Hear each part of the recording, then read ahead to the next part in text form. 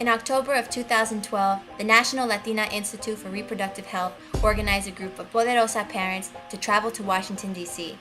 They came to meet with congressional representatives to share their stories and advocate for the needs of young mothers. The discussion was wide-ranging, covering everything from childcare, abortion access, education, and immigration. Today we actually had the opportunity, as you can see we're in DC, we had the opportunity to speak to staffers, interns, as well as advocates from different agencies that work with policymakers, and what we wanted to do is bring attention and awareness to the issues that young mothers face.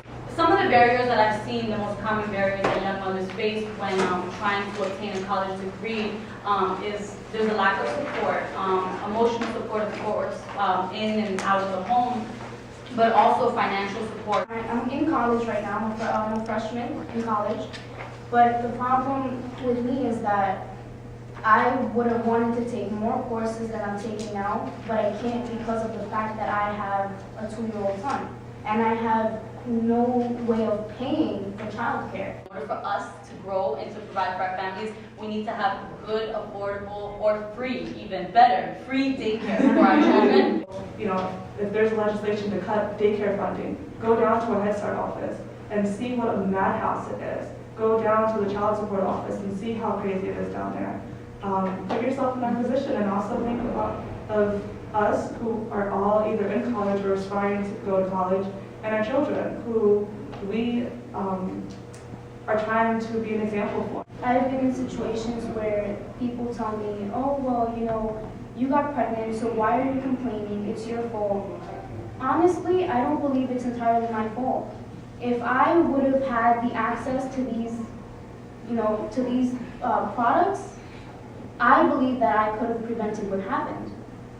And I'm not trying to say that I regret having my child, because I don't. But we need to have access to these things. It's a necessity. And it's not really our fault if we are hidden from these things. To be able to decide when I want to have a child, it's a big deal. It can completely change the course of an individual's life.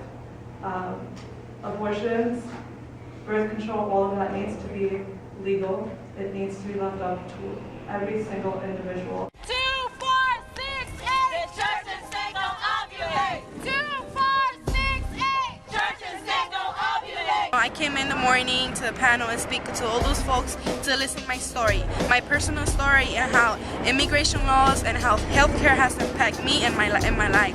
Whoever's seen this, please, I just want to say thank you and to take this moment to listen to us, and I hope that it will be more experiences of this where we can share and speak up of what is really happening out there in our real life.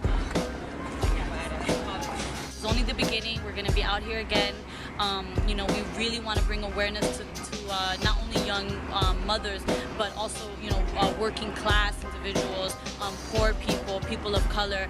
However, we are going to be representing Latinas and young mothers. I'm so thankful to the National Latinas Institute for Reproductive Health for awarding us this wonderful opportunity to come speak to policymakers directly and let them know that we're not just statistics, that we are people, we are mothers, and we are a growing population of resilient individuals who are becoming more and more politically active, and a group that they need to watch out for, and a group that they need to listen to.